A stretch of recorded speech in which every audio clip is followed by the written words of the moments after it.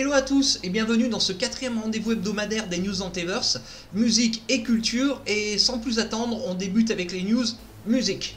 Alors tout d'abord une compilation, ça avait été annoncé il y a un an par le label Season of Mist et c'était suite au décès de Killjoy, le leader de Necrophagia, le groupe de death metal norvégien d'horror metal ultra culte et qui a lancé la vague, enfin le style horror metal. Donc une compilation va arriver le 22 novembre prochain, une compilation qui va contenir 18 titres, intitulée sobrement 35 Years of Death Metal. Sa tracklist, il y aura 18 titres, et ce qui est cool, c'est qu'il y aura l'intégralité de l'EP Holocausto de la Muerte, un EP qui est pas très facile à trouver, je sais pas s'il a été réédité, mais je l'ai vu sur certains sites, voilà, il faut débourser une petite somme, 25 ou 30 euros pour l'avoir. L'EP fait 5 titres, ils seront sur cette compilation. Y compris le titre Cannibal Holocaust qui était sur l'EP du même nom, dédié au film. Ce qui est un peu dommage d'ailleurs aussi, c'est qu'il n'y a pas de clip. On aurait peut-être aimé avoir un DVD bonus avec des clips, avec des lives. Surtout que Necrophagia a sorti quelques clips. Bon, ils sont visibles sur YouTube, mais on aurait peut-être aimé les retrouver dans cette compilation. Qui est assez sommaire, donc une compilation basique, mais comme elle arrive pour les fêtes de fin d'année, donc ceux qui n'ont pas tous les albums de Necrophagia, qui veulent compléter, ou qui veulent offrir cette compilation, voilà, ce sera l'occasion idéale. Ça sort donc le 22 novembre chez Season of Mist. Toujours dans l'actualité des sorties, mais cette fois on change de style, on passe dans Metal Indus avec le nouvel album des Allemands de Die Krupps qui sort le 15 novembre chez Oblivion.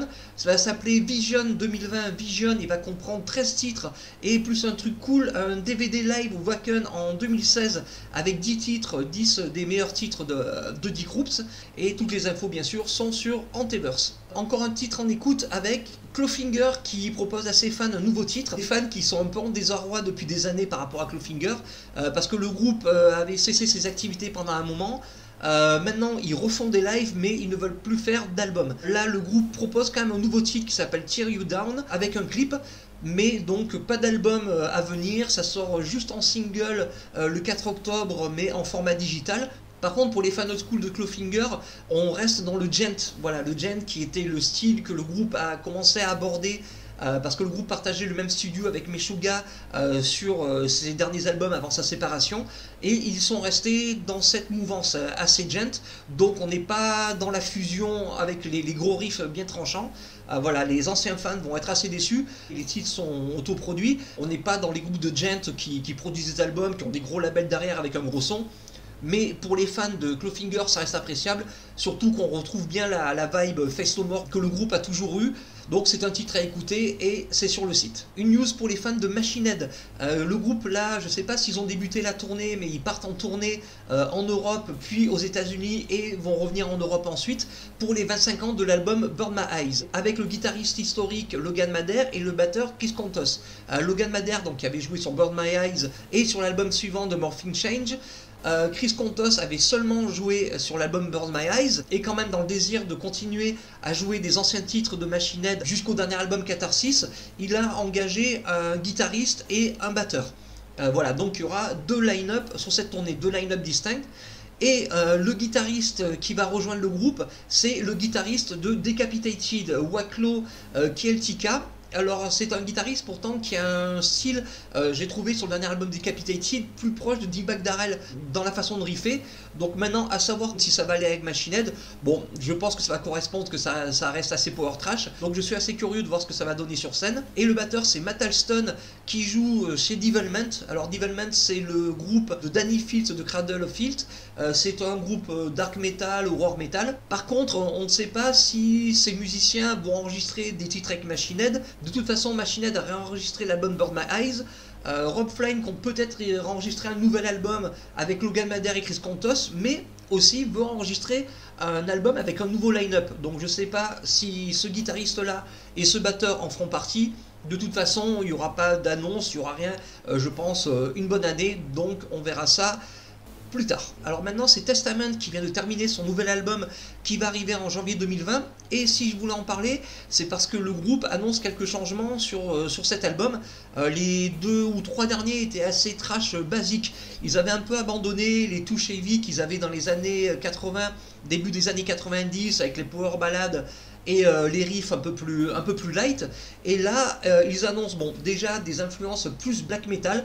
Donc Gino Glan, le batteur, va faire du blast beat, donc des influences assez brutales sur cet album. Mais surtout, la plus grosse influence qu'il va y avoir, c'est l'influence de Mercyful Fate. Et le chanteur Chuck Billy va apporter 3 styles de voix à ce nouvel album.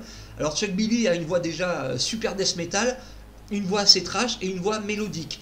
Donc maintenant, à voir comment il va les assembler, comment il va gérer le chant, s'il va apporter peut-être un chant plus brutal. Et comme l'album sort en janvier, je pense que d'ici la fin du mois, début novembre, on aura un premier titre en écoute. Donc on sera fixé assez rapidement sur le contenu de ce nouvel album de Testament. Alors maintenant, on quitte un peu la brutalité pour parler de Chris Cornell, l'ancien chanteur de Soundgarden et Audioslave, pour un biopic documentaire qui va lui être consacré. Je tenais à en parler parce que bon, quand même, Soundgarden avait beaucoup d'influence Black Sabbath et heavy metal à ses débuts, a toujours gardé une vibe assez dark, et ce documentaire va mêler en fait des images d'archives et de la fiction. Des acteurs vont interpréter Chris Cornell et son entourage. Pour l'instant, on ne sait pas vraiment quelle époque va être abordée sur la vie de Chris Cornell, mais le casting a été annoncé. Donc, pour le rôle de Chris Cornell, on aura Lochin MacDonald. Dans le rôle de la fille de Chris Cornell, Drena De Niro, la fille de Robert De Niro. La mère de Chris Cornell, Karen Cornell, sera interprétée par Adelicia Morris. Sandeep, alors je ne sais pas qui est Sandeep, va jouer le rôle de Kim Taïli, le guitariste de Soundgarden. Et Paul Louis Sarrell va interpréter le producteur Michael Byron, qui est le producteur de l'album Super Unknown, qui est sorti en 1995 avec le méga tube Black Hole Sun. Donc il y a de fortes chances que ce biopic documentaire se focalise sur vraiment cette époque Super Unknown, le milieu des années 90, qui a valu l'explosion de Soundgarden. Par contre, il y aura des images d'archives de Pearl Jam, Nirvana, Soundgarden et Audioslave. Donc c'est cool, on va pouvoir vraiment se retrouver dans une vibe vraiment grunge pour ceux qui sont nostalgiques de cette époque. Et le tout va être produit par Brad Pitt, qui était un proche de Chris Cornell. Je crois d'ailleurs peut-être qu'il était à son enterrement, qui était un fan aussi de Soundgarden, de la musique de Chris Cornell même dans son ensemble. Et va être réalisé par Peter Berg. Alors j'ai plus là en tête ces réalisations, mais je les affiche en même temps pour que vous sachiez à quel réalisateur on aura affaire.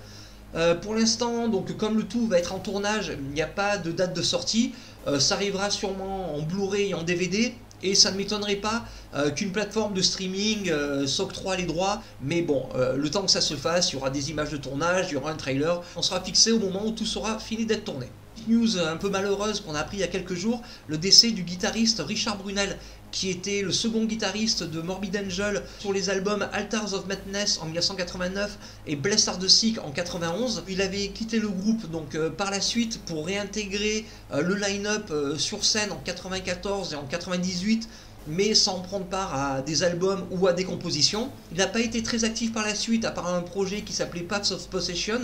Mais en fait, le problème qu'il y a, c'est que Richard Brunel avait beaucoup de problèmes de drogue. On ne sait pas s'ils avaient un lien avec son décès, malheureusement à 55 ans, donc c'est assez jeune. Et du coup, ça lui avait valu des passages en prison, je crois, une petite douzaine de fois. Malheureusement, ça l'a empêché d'être plus prolifique en tant que musicien. Donc c'est un peu triste d'apprendre cette nouvelle. En mémoire de Richard, n'hésitez pas à réécouter Altars of Madness et Blessed Are the Sick, qui sont des albums vraiment des monuments du death metal. Donc merci pour tout, monsieur Brunel. On reste dans l'univers de la musique, mais de la BD, avec la campagne Ulule afin de réaliser un intégral de la bande dessinée Welcome to Hell Fest. C'est une bande dessinée qui est un recueil en fait de Johan et Sophie, et les deux auteurs, qui retracent leur périple Hellfest entre 2012 et 2019. En fait, c'est un recueil d'anecdotes sous forme de bande dessinée. Alors c'est pas du tout sponsorisé, je veux dire ça n'a pas en lien direct avec le Hellfest, mais c'est un projet totalement indépendant, c'est pour ça qu'ils font une campagne Ulule. D'ailleurs il reste, au moment où je fais la vidéo, ce 2 octobre, il reste 24 jours pour récolter des fonds encore pour la campagne, pour que l'intégrale sorte en décembre prochain. Je vous affiche ici une petite planche, voilà, pour que vous ayez un aperçu du contenu de la BD. J'ai fait une interview il y a quelques jours d'un des deux auteurs, donc elle sera sur la chaîne Antiverse en audio, j'espère très rapidement. Je vous affiche un lien pour la campagne Ulule que je mets aussi en description, donc n'hésitez pas à supporter ce projet. Cette intégrale dans son format final va contenir 300 pages, donc les tomes 1 et 2 qui sont épuisés, plus le tome 3 et 40 pages de bonus. Donc ils vont en faire un bon pavé. J'espère que ce projet va aboutir, alors n'hésitez pas à le soutenir. Deux petites news agenda musique, à commencer par Forest in Blood. C'est du hardcore metal, deathcore vraiment brutal. J'en avais parlé l'année dernière sur le site, j'avais mis un titre en écoute, j'avais pas eu le temps, l'occasion de faire la chronique, mais ils seront en concert le 18 octobre à Rennes et le 19 octobre à Paris. Vous voyez l'affiche donc avec le lieu de ces concerts.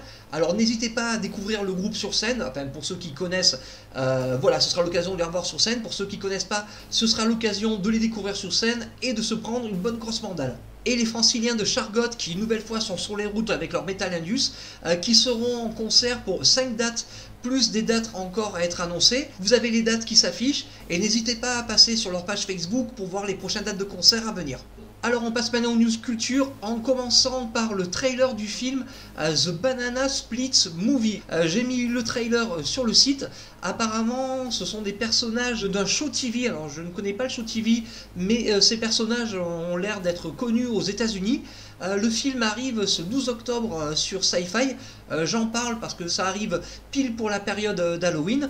C'est déjà sorti aux États-Unis en DVD Blu-ray au mois d'août, mais là donc ça sort sur la chaîne Sci-Fi pile pour les fêtes d'Halloween. C'est un gros délire gore un peu cartoonesque avec des personnages dans des costumes en peluche. Vous avez donc le trailer sur Antiverse, toutes les infos sur le film, sur le casting. On en fera peut-être une critique sur la chaîne si on a l'occasion de le voir. Toujours pour la période d'Halloween, va arriver aux États-Unis pour le 18 octobre un film intitulé Trick.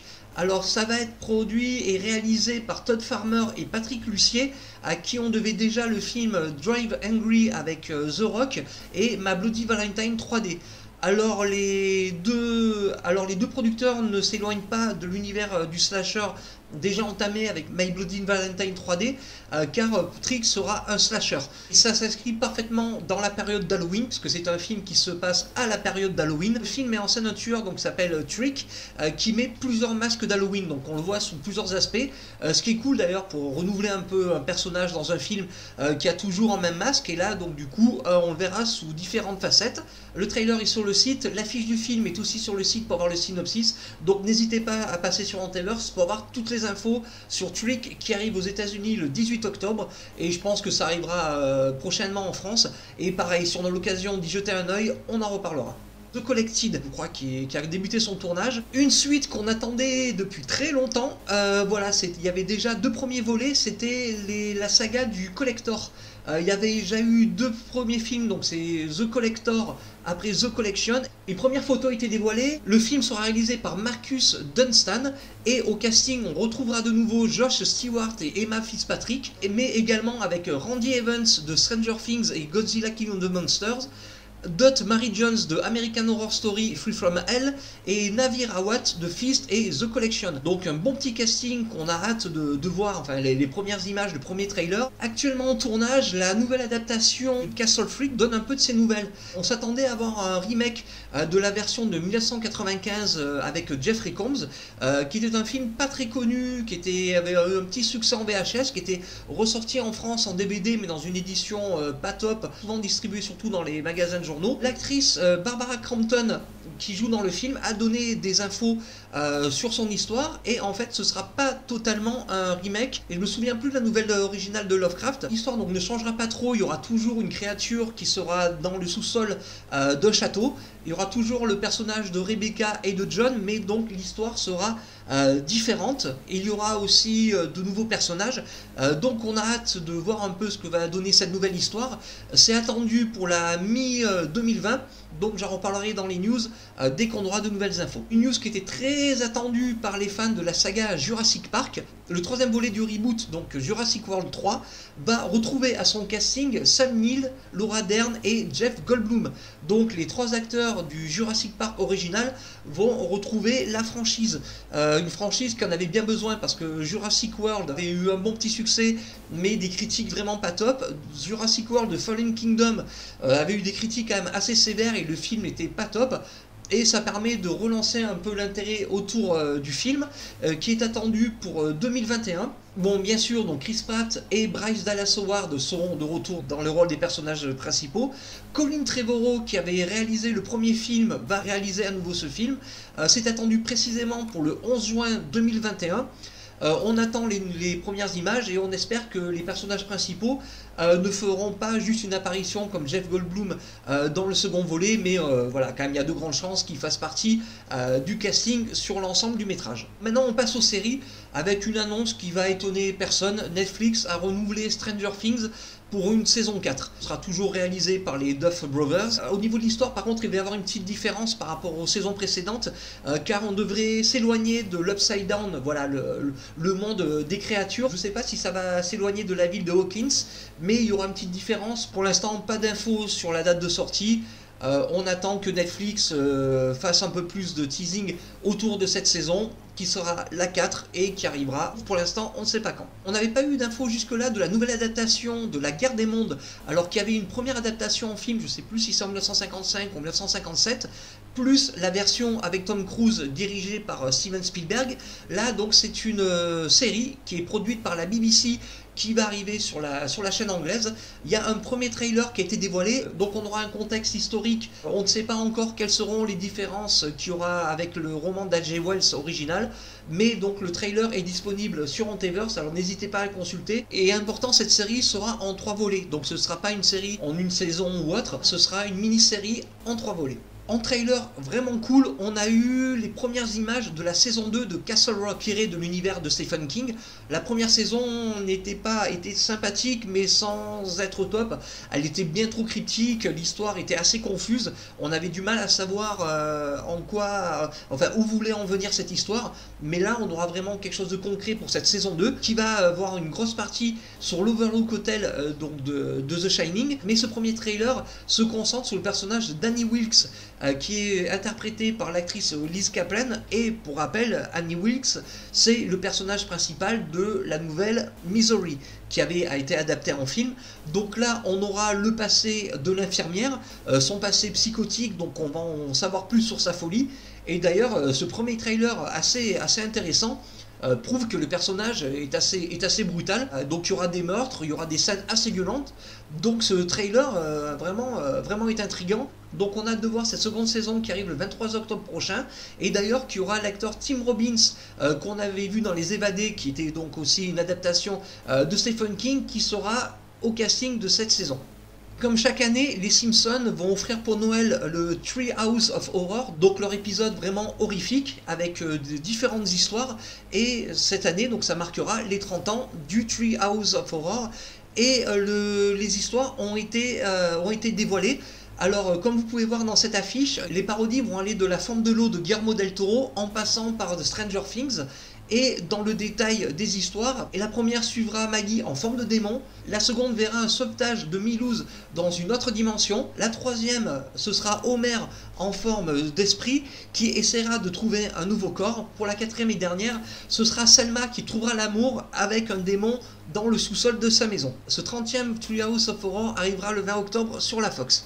Une news autour du gros bordel de Spider-Man qui avait été annoncé sortir du MCU à cause du deal entre Disney, Marvel et Sony. Tout compte fait, Spider-Man va rester pour l'instant dans le MCU, et de toute façon il fallait s'y attendre. Déjà dès que la signature avait été faite pour le personnage dans le MCU à partir de Civil War, il y avait 3 films de programmés. Au bout des 2 premiers films, il devait y avoir une renégociation au niveau des recettes sur le personnage, mais un 3e film devait toujours être envisagé. Et c'est ce qui va se passer. Le réalisateur des 2 premiers films va être toujours aux commandes, donc ça va faire suite à Far From Home, son final en cliffhanger. Donc en fait, au final, un gros coup marketing aussi pour Disney, la Fox et Sony, et pour un résultat en fait qui était annoncé déjà il y a des années. Donc on attend ce prochain film pour 2021. Alors maintenant, une news pas cool autour de la série Ghost Rider. Ça avait été annoncé qu'une série live action Ghost Rider allait être faite sur la plateforme Hulu, qui devait prendre part dans un univers horrifique. Alors je sais plus les personnages, donc ça va être comprendre 4 séries. Ça devait reprendre le personnage de Ghost Rider interprété par l'acteur Gabriel Luna, qu'on trouvera d'ailleurs au casting du prochain Terminator. Le personnage devait subir quelques modifications. mais toujours en lien avec le Ghost Rider intégré dans Agents of Shield. Une news d'un côté qui n'est pas surprenante et qui fait suite aux propos du gros boss de Marvel, Kevin Feige, qui avait dit il y a quelques semaines, qui avait fait part de son intérêt de réintégrer Ghost Rider dans le MCU. Et une news qui est tombée il y a quelques jours, qui annonçait aussi que Marvel comptait faire de nouvelles séries, pas spécialement pour des plateformes, mais un univers série, pas spécialement non plus pour Disney+, mais pour des networks télévisés. Donc pour l'instant, on ne sait pas où ça va aller, mais le personnage de Ghost Rider ferait partie de ce projet-là. Donc Ghost Rider dans le MCU, Ghost Rider pas sur Disney+, mais Ghost Rider sur des networks. Alors bon, on verra ce que ça va donner, mais pour l'instant c'est trop tôt pour savoir ce que réserve l'avenir du personnage chez Marvel. Maintenant, une news jeu vidéo qu'on n'attendait pas du tout, avec l'annonce d'un remake de la saga House of the Dead. Le shooter qui se jouait à l'époque en salle d'arcade et sur console avec un gun et dont on se souvient très bien de l'adaptation cinéma catastrophique d'Uwe Boll, donc va revenir en format jeu vidéo par Forever Entertainment. Pour l'instant, il n'y a pas de plateforme. On ne sait pas si ça va être jouable avec un gun, mais pour l'instant, les consoles actuelles, la PS4 et la Xbox One n'ont pas de gun. La prochaine Xbox et la prochaine PlayStation n'ont pas non plus de gun. Par contre, il y a de grandes chances de le voir arriver sur Switch, comme avec le Nintendo Labo, on peut faire un gun avec les joysticks de la console. Donc on attend les prochaines infos sur ce nouveau House of the Dead pour shooter du zombie en masse. Et on termine rapidement avec les news vidéo. Tout d'abord avec Crawl, le film d'Alexandre Aja, arrive le 4 décembre chez Universal. J'en parlerai dès que j'ai toutes les infos de cette édition DVD Blu-ray de Crawl de Alexandre Aja. Universal prépare également pour le 4 décembre prochain l'intégrale de The Twilight Zone. Voilà, la 4ème dimension va être dans un coffret intégral qui va regrouper les 5 saisons, dont 3 saisons inédites en Blu-ray, ce qui va faire 21 Blu-ray et un DVD bonus.